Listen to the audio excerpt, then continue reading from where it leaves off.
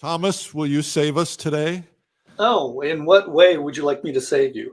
What are you going to teach us today? I'm going to teach you how to start and continue, hopefully a little bit, a solvent-free painting.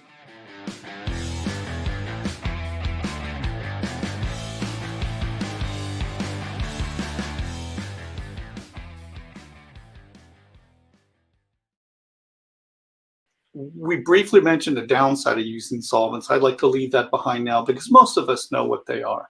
The upside of painting without solvents is that you end up with a sort of a stronger color, less oiling out or sinking.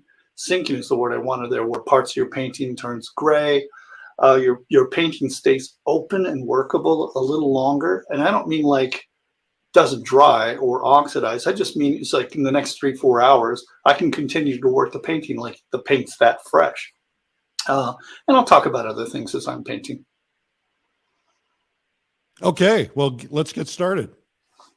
Okay, first things first, I'm going to take off the, I guess, in focus filter, and let's switch to that view so that you can see me, my palettes, and this is the thumbnail of my reference. This surface here is, I will mention that this is Michael Harding's non-absorptive acrylic gesso, which I actually find ideal for this kind of painting. It holds out enough of the oil so that it doesn't sink in, but it lets enough of it sink in so that you can move the paint around. Your preference, if I'm talking to you, the painter out there, your preference of what grounds you want to use is important. So try a bunch of them, see if it works. Don't just try one solvent-free painting on one ground. Modify that ground. Okay, I want to ask you a question about that. Sure. Okay, so a lot of us paint on oil-primed canvas, sometimes double oil-primed, yes, sometimes acrylic, gesso. What are you recommending? I say try them all for the reason I just said. You know, I paint on all of those myself. For this kind of painting, with the amount of oil that I end up putting into the paint, to prevent the painting surface from becoming a skating rink, I tend to gravitate to the water-based gessos, and that's why I specifically mentioned Michael Harding's. I use a lot of different things, but this one seems to work for me. So do you buy panels that are already gessoed, or do you make your own and then gesso them? In this case, this is Masonite, and I just covered it with 2 coats of the acrylic gesso. Okay. All right. And this is all brushed on. Sometimes I roll it on. If I'm going to do like 20 of them at a time, I'll lay them down on my work table, take a big roller, just basically go down the line, cover them. And then, because I don't like the pebbly texture that a foam roller leaves, I'll take a big house brush and I'll just brush it back. And if you do that with 2 coats or 3 coats and you turn your panels 90 degrees, so you're brushing back at 90 degrees, you actually end up with a surface that looks very close to a fine linen double gesso. Okay, excellent. Yeah. All right. Anyway, shall I? Yes, please. Okay, let me explain what I'm going to do and what I have done to the paint. Okay, so just so you know, I'm pointing here. I believe this is on screen. This is what used to be a solvent jar. Instead of solvent, I actually have standard not cold pressed, but alkaline refined linseed oil. So seriously, that's all that's in here is the oil. In this case, it's clean oil. I just wanted to start off with clean. This is a mixture of the same oil. That's the standard linseed oil with a little bit of something called sun thickened linseed oil. Now this it's easily available in 2 brands. One is Grumbacher and the other is Holbein. I would not be surprised if there's other brands out there, but it's important to get the sun thickened oil. And do not get that confused with stand oil. They both look the same, they kind of paint the same, but stand oil will cause your painting to not dry for a long time, maybe by a factor of 2 or 3 times. Whereas this sun thickened oil, it actually accelerates the dry time for me. And I like that. So and I mix, I'm going to take this off the board. The proportion right now I'm working with is probably about 4 parts standard oil linseed oil to 1 part sun thickened oil. The purpose of the sun thickened oil is sort of to act like a resin, kind of meant to replace the alkyd, which I'm not a big fan of anymore, simply because alkyds really have to have solvents. So if you buy a gel or you buy a liquid alkyd painting medium, there's going to be solvent in there to adjust the thickness and the consistency to thin it out. This has no solvent. So at this point, I'm solvent free. The colors I'm going to use are pretty basic. I don't know if I even should bother, but we're talking cad yellow light, cad yellow deep, cad orange, cad red medium. This is quinacridone magenta. Can you switch to your to the view of your palette? So that's as close as I've got it set up. Okay. All right. Yeah, I'm sorry. I really don't have that set up right now. Right. Then this is cobalt violet, ultramarine blue, cobalt blue. This, in this case, is manganese blue hue, but I switched it back. Cerulean blue hue, and this I use interchangeably. Then viridian. Over here, we have some earth colors I'm going to rely on quite a bit. So that's just yellow ochre, raw sienna. That's the iron oxide red, often known as earth red. And this is burnt umber. Now I've done some mixing here just because of the time restraints we have, and this is just starting mixes. I will like dip from all of this in the mixes I've got here. This will be sort of the sky and the clouds and things you can see in the reference at the lower left corner. And I know that most of the foreground is this wonderful, gorgeous orange rock. So that's kind of my starting points. This is a mixed black. That's just a combination of ultramarine blue with the burnt umber. And that's a very classical, old school way of making it black. And I can cheat that. I can push that towards a cool or a warm as needed. The white here, I do want to mention, this is new to me. I've been sort of on an exploring different whites now. I've used one brand for quite a long time, and I'm interested in others now. This is a Michael Harding, I think it's titanium number 3. Now, I got this for the trip I took down to California to do a workshop. So the reason I got this is because there's some cobalt dryer in it. The thing that really annoys me about titanium white is that how slow it takes to dry, especially if you're on the move. And I'm painting thicker and thicker and thicker as I get older and older and older. Don't know why, just am. But I want to be real careful with the cobalt dryer in here because that can be a problem. So, but it also is a benefit that my painting's dry so I can fly home. What I've done to this, and I'm going to show this to you, is it comes out extremely, extremely thick. So if you look at this, if you can see, I've worked some linseed oil so that it's about the consistency of mayonnaise. If you think in terms of mayonnaise for your white, that's helpful for painting without solvent, because when you put more paint down, you know, if you use solvent, you know, once the solvent flashes off and evaporates, the paint gets real sticky and doesn't want to move around. I want my paint to move around to get those big expressive marks. Okay, so we'll jump in. First thing we want to do, however, is put down something called a couch, or in French it's couche. And that means I'm going to put a thin layer of oil on the surface. This is touch dry right now. The next thing I'm going to do is take off that oil, because you do not want to have a whole bunch of oil on the surface. Otherwise, your surface turns into a skating rink. So I'm just taking a rag. It's a clean cotton rag. I'm going to wipe most of it. It does not have to be much. I assume you can hear me just fine, right, Eric? Yeah, we can hear you just fine. And I should note, you don't want to get it so it's slippery. No. In fact, if you turn your surface into a skating rink, as I call it, there's only one thing you can do, and that's wipe it off the surface, or at least the offending area, the offending passage. You need to pull the paint off, and then you should have enough traction to put new, fresh paint down.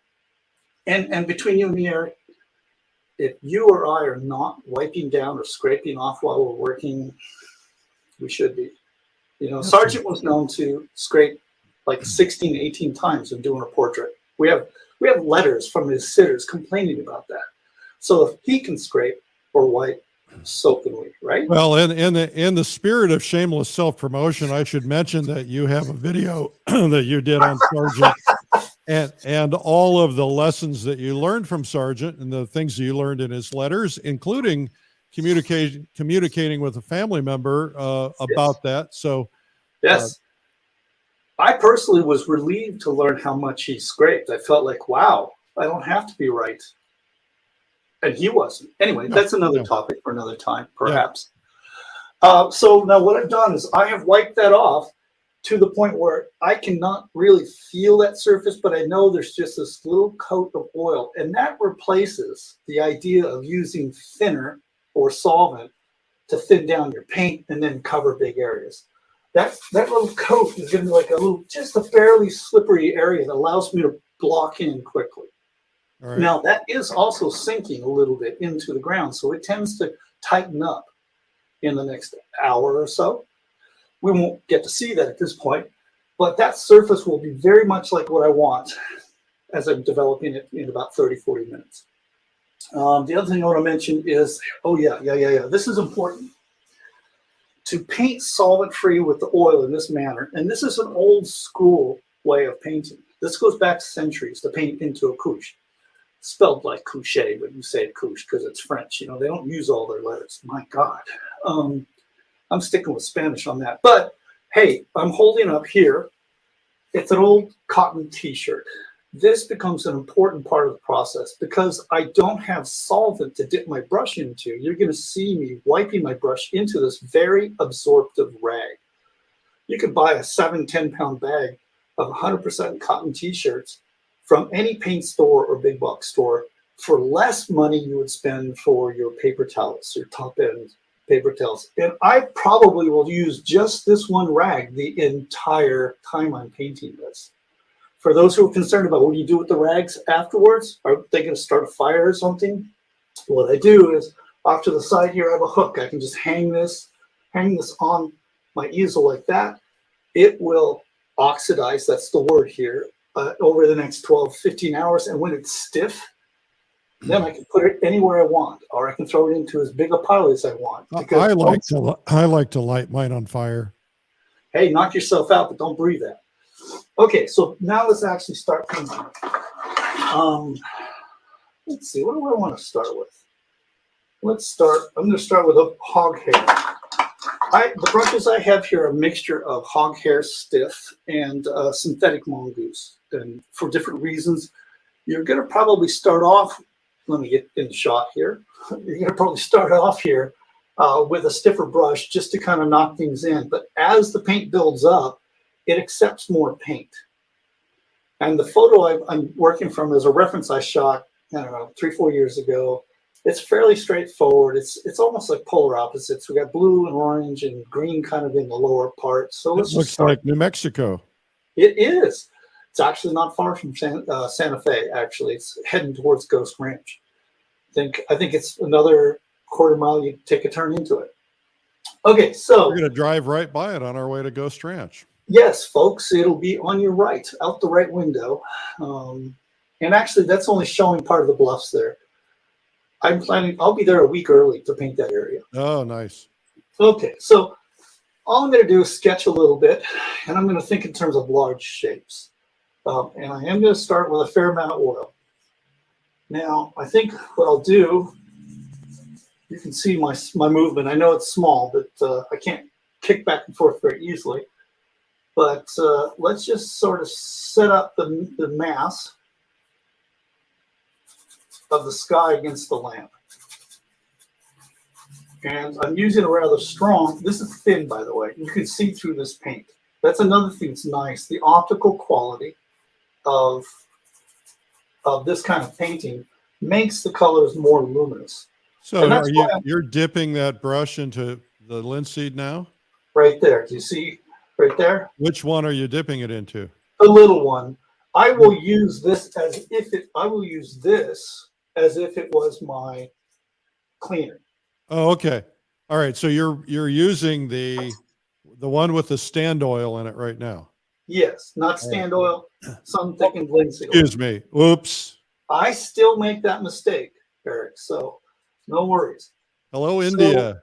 Yeah, I want to point out that when you want to do this and keep the maximum white in the clouds and the luminosity in the oranges, that's why I'm on a white surface. Okay, I'm going to interrupt for just a second, Tom, because there's so many people who were not here in the beginning. So hang on 1 second before you continue. All right, folks. We are with Thomas Jefferson Kitts, and he's teaching us about solvent-free painting. How to paint. A lot of us paint with a turpentine or something like that, and we paint, thin our paint, and then we paint over it. And a lot of people have developed some allergies to that. So we're giving you an option on that. And that's what Tom is painting today. All right, back to Tom Kitts. All right, yeah. So I'll probably do a little wiping just to kind of block in quickly. This actually is also a good way. One of the problems of using solvents is that it tends to strip the oil away from the colorant or the binder, and allows the oil to sink into your support. And that's what we call sinking. Get it? Sinking. This oil will stay, since there's more oil involved, more of it will stay on top, and it'll sort of hold the particles apart so more light can bounce around within the paint film itself. And that's an explanation for why you get more color. At this point, I'm not using much white. In fact, I'm going to hold off on white, even though the colors I'm doing here are going to be rather loud and intense. You'll see. Isn't that kind of a rule? The idea is to stay away from white as long as possible. Yeah, actually, if you're doing classical painting, which I'm trying to emulate a bit here, you're going to work from transparent darks to opaque lights with semi-opaques in between the values. I'm talking about darks and lights. Now, plein air painting, it's difficult to do that full on. And see, I'll neutralize all this later. Some people, they'll put down neutrals and make things more intense as the painting develops. I tend to put down intense and neutralize colors as they go back, like all the whites and things you see in there. But I'm going to say, I see I was going into that's me rinsing my brush. Now, this is where the cotton really comes into play, is that this is oil, that's oil here. This oil, which I just dipped my brush into rinse, it causes all the paint in my hair to drop. And I'm pressing, it opens up the hair. That's exactly what solvent does. However, solvent gets all the way up in the ferrule, causes whatever paint might be up there, and brings it down if you're trying to mix with your brush, and it screws up your mixes. Oil doesn't do that so much. Plus, when I do this, I'm squeezing the tip. Did Mama Kitts teach you all this? You're a pretty smart guy. No, I actually read a lot on this. This is not a new way of painting. This goes back centuries. Well, Eric, when do you think mineral spirits was invented? I want to say mineral spirits was invented in 1632. 1928. That's what I was saying. Yeah. Yeah, you got that right. Now, well, I know that I've talked to a lot of restoration people from museums, and all the greats only used linseed oil or a variation of that. You get into trouble when you say only, but you're close, really. The research that's shown that most of the paint mediums was different bodied oils, which is too deep for us to get into here. But what I want to point out, one last thing is, who do you think the mineral spirits in 1928 was invented for? House painters. The dry cleaning industry. Oh. And so we can make an easy conjecture here that prior to 1928, if an artist was using a solvent, it was largely going to be turpentine, or later, just before that, even kerosene in America. But let's not go there. But the point I want to get here is that artists did not use anywhere near the volume of thinner that we use today. Yeah, artists used to paint with kerosene too. Yeah, I was thinking of the the New England painters, for example. Yeah, and still some of them in Russia paint with kerosene. Right, and I haven't researched that, but I probably which comes in very handy when you need something to start your barbecue. Stay away from the cadmiums in that one. Then, where was I going with this? Anyway, I wanted to say that this way of painting is centuries old. And you can, there's a wide latitude of effects you can create. Why don't I talk wildlight paint? How about that? I think that's a great idea. Having just said that we were going to try to keep white out of this, I really want to jump in a little bit and start adding some white down below here. Now, I'm Can't going to see it. cheat You're that. blocking. What? Oh, I'm blocking? Yeah, Yeah. thanks. Let me know when I do that. All right, so what I'm doing here is just kind of building a sort of a base of paint that I can then push into. One of the nice things about working this way is you are able to create a surface that does glide or slide that you can then get more calligraphic. Over time, I can build up texture. You're not going to go straight from what I just did to the white board to impasto, but then again, in my world, you shouldn't do that anyway. And again, I'm just tinting it, coloring the surface. There's not really much paint going down. Now, there's white in that. For my next move, I'm going to paint without white. That's why I just put it in the oil. I'm going to get, again, I'm taking out the extra color, which is sitting on the surface of the hair now. This is, see how dry that is? There's nothing in that brush. I learned something yesterday. You want to hear what I learned? Yeah, of course I do. Norman Rockwell and Andrew Wyeth, and there was one other gentleman whose name escapes me, were in school together, and they taught them that they, instead of painting with white paint, they painted with white gesso. Yeah, I have tried that. You know, it's been a long time. I don't really have much thought on that at this point. Now you saw me wipe this out, right? This here, this is a little off camera, but right here you can see a very thin layer. I wiped that out. That actually becomes helpful in terms of integrating this orange against the blue sky. And all I'm doing here is I want to sort of conserve my whites for the clouds, this hammerhead or thunderhead. So I'm sort of marking out. This is the white, as if I were a watercolorist. I want to kind of save that white. That's another reason why I'm on a white. Put a big number 1 in there. Number 1 will be white. Yeah, there you go. I love those as kids. And I kind of wanted to change this a little bit. I wanted this to be a little more asymmetrical. Actually, you know what? Here's good to know. In this way of working, you can really scrub out. I want to move that. Now that I'm thinking, when I talk and paint, it gets to be a bit of a problem sometimes. I think the last time we did this, Eric, we were talking about using clouds to compose with. Right, correct? using them as to drive interest to your focal point. Yeah, well, I didn't want this and that to be stacked, and I had stacked them vertically. Yep. And in my reference, the cloud is a little off to the right. I'm always after sort of what I call asymmetrical equilibrium. I don't want things to be symmetrical or in line. I want there to be a sense of balance compositionally, but I want to move the eye diagonally as much as possible. So what I'm doing right now is I'm just punching holes where the sky is going to be. And again, I can be at this point rather liberal with my oil because I know a lot of that's going to sink or I can wipe it off. If you're going to do a multi-session painting, this is going to be a multi-session painting. I will be working on this throughout the week. And I'll tell you what, Eric, because you are you, I'm going to do this live on Facebook, on my Facebook page. Okay, well, we'll tell everybody how to follow you. We'll put it in the comments. Yeah.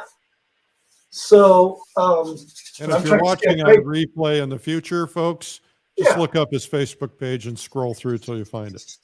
Exactly. In fact, there's actually a section called videos. If you hit the video section, you'll find it more readily than, going through months and months of posts. Now, again, this is going to be a multi-session. If I were doing a single alla prima thing, I would probably use a little more oil at this point. You would use more? Sorry? Did you say you would use more? Yeah, I would actually, because I want to get this surface nice and slick, especially in this area that I'm in.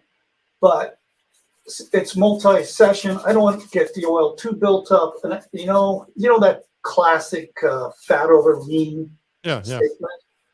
Another way to think of that that's even a little easier to understand is more oil over less oil. So if I put too much oil down in the beginning and let it dry or oxidize, and then I come back with session 2 or session 3, and this will be a 3-session thing, I still have to put more oil in session 2, and I have to put more oil in session 3, or I run into the danger of things delaminating.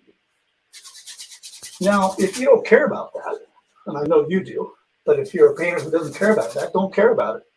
You know, paint the paintings that you want to paint. But, you know, I kind of feel I have a responsibility for my collector base. Well, yeah, if you want it to last and not get all crackly. Yeah. So, okay, I'm curious there. You've got what I call a tangent right at the peak there where the blue meets the peak. Peak of the orange versus the right there. Yeah. Oh, yeah, right there. All right, good job. And, you know, tangents are a problem. I don't like them either. You know, they exist in real life but you're moving around, you're walking around. A painting is fixed. Now, I wiped that out, by the way. It's still got a tint blue, but I know that if I have time, I'm going to come back and shift that by taking the paint off and leaving this ground. I can put paint on top of that, okay? Well, it can also read like distant cloud. Yeah, although I'm not crazy about that shape. Now, let's see. Boy, talking and painting is always fun, isn't it? That's lower down there. Now, let's just start to integrate the cloud with the rest of the painting. Since these are related colors, I don't have to do a lot of cleaning of my brush. We're interrelated by the fact that they're all light value, and they're sort of lumped together on the color wheel. Now, I'm going to want that sky to go darker, clearly. Now, by the way, when you have this oil, instead of solvent, I come back with a stroke, it blends. Unlike if I'd used solvent and the solvent had evaporated off, I'd have to physically scrub that to make it blend. And that's a whole different look and feel. So I can get a lot softer effects by avoiding solvent, especially when it comes to like blending edges. I keep coming back to Sargent. Sargent would take a head and he would paint that portrait, that head, but the outside of that head would be painted larger than he would end up with. And it was done on purpose because he would paint the outside a little larger so that he could take and pull the outside background in over that edge. I know what you're doing. I know what you're doing. You're promoting your video again. Actually, I wasn't, but I can't want. I'm telling you, that was another discovery for me, is that you want to pull your paint over your edges. If you want these very soft quality edges, like right here, you know, I can't really render that, but I can make that happen like that. Yeah.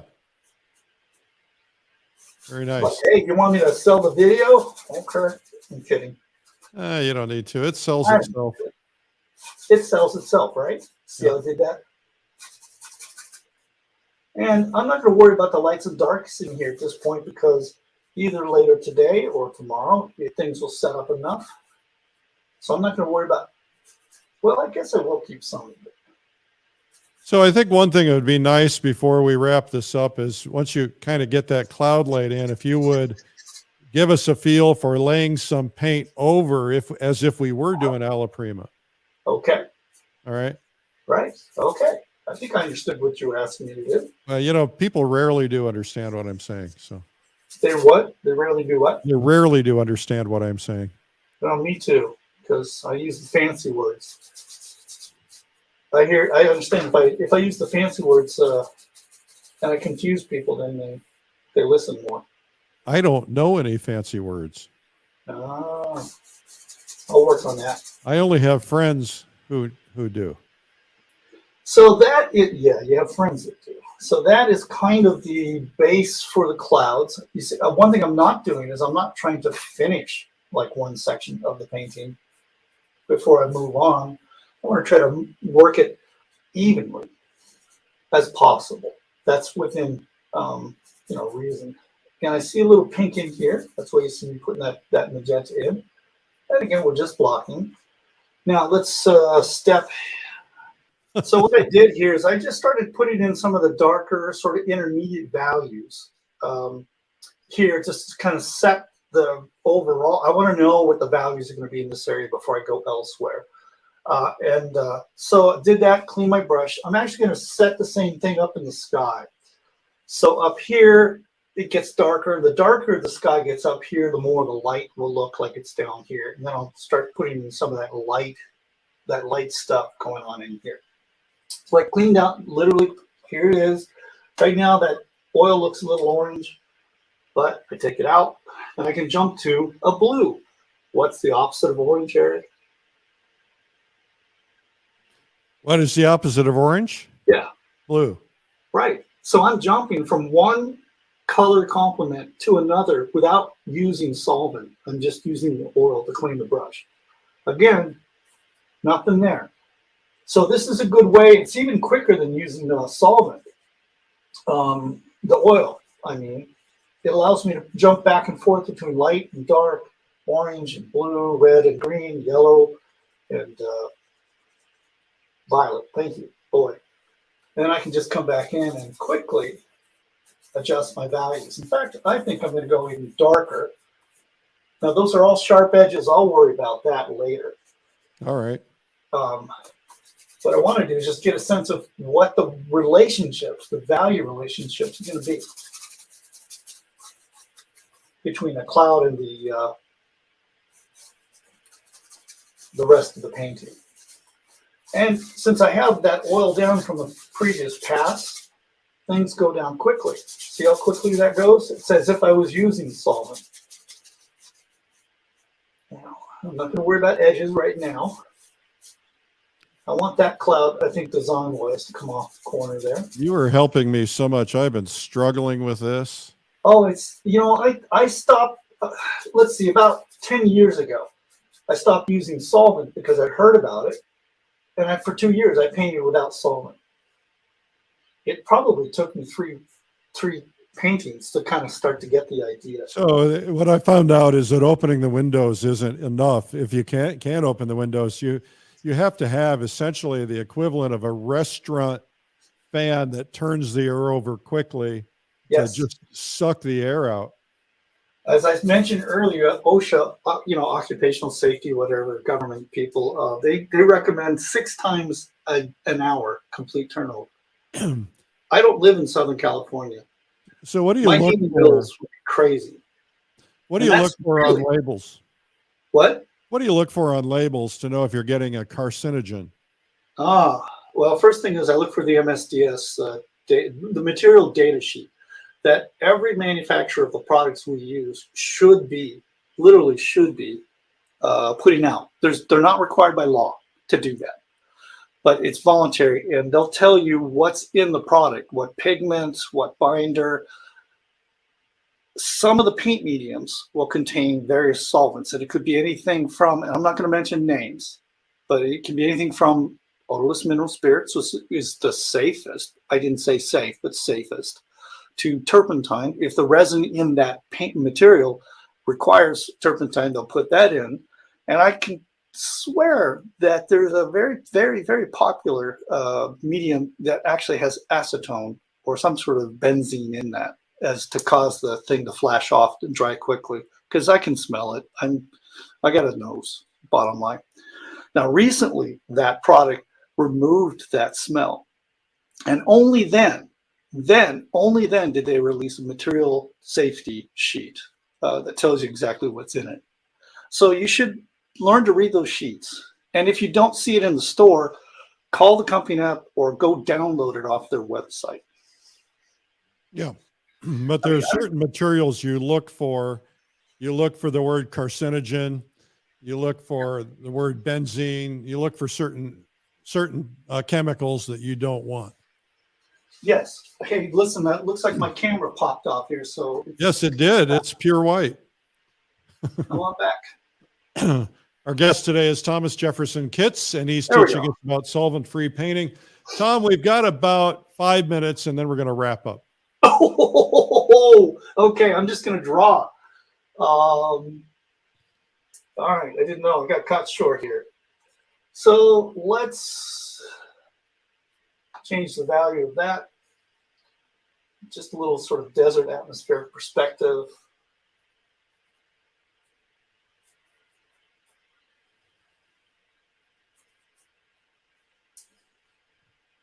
So now things are graying down a little bit. You're neutralizing. Yes. Just put this light against that dark. And again, those edges, you cannot, I mean, I wish I could zoom in on those edges. You can't render them. They have to come from that sloppy wet paint, and then you build on them. And let's make this a little more pink over here for atmospheric perspective.